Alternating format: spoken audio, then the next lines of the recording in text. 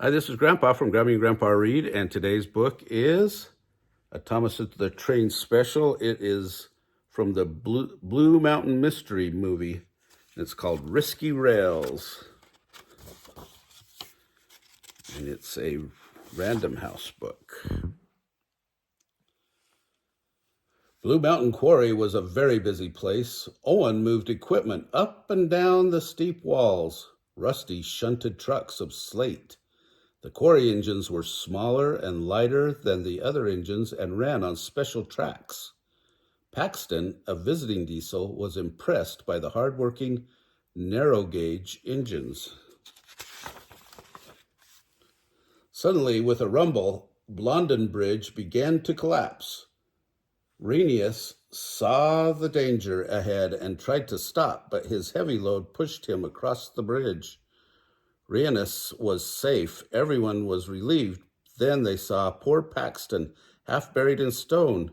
He wasn't hurt, but he needed some repairs. Sir Topham Hatt asked Thomas to work in Paxton's place.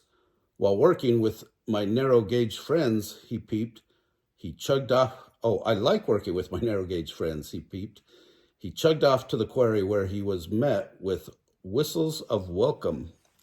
The work at the quarry was hard, but Thomas enjoyed it. Suddenly, a small green engine darted out of a tunnel.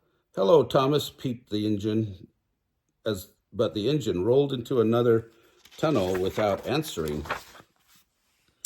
The next morning, Thomas saw the little green engine again. "Who are you?" Thomas asked. The little engine puffed off without answering.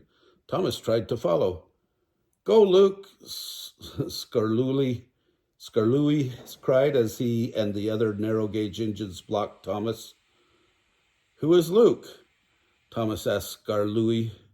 Why does he run away?" "He hides because long ago he did something very bad," Scarluli said. "He's afraid that if he's found, he'll be sent away from Sodor forever." Thomas promised to keep Luke's secret. Later, Thomas steamed off alone to think. "Don't worry, Luke," he said aloud. "I'll find a way to help you." Someone was watching. The next day, Luke emerged from the tunnel and approached Thomas. "I'm sorry I hid from you," he said. "Will you be my friend?" "I'd like that," Thomas replied. Thomas and Luke worked together at the boulder drop. Thomas asked Luke why he had to hide.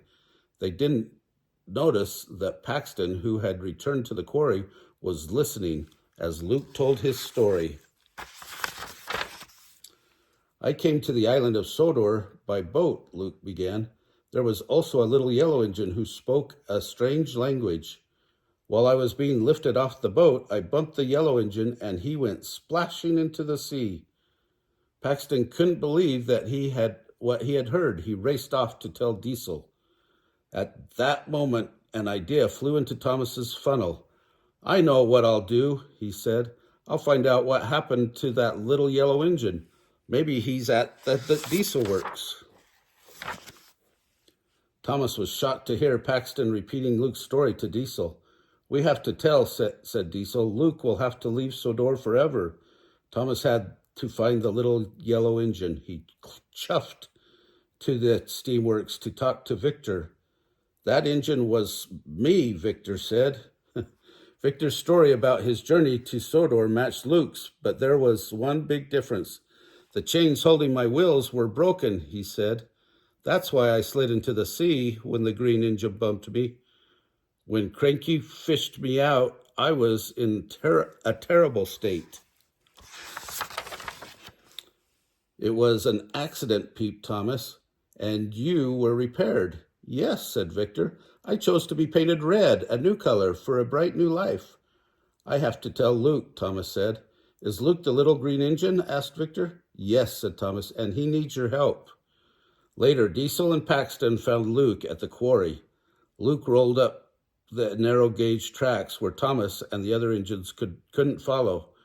"You can't hide now," shouted Diesel. "Sir Topham Hatt is coming to kick you off Sodor.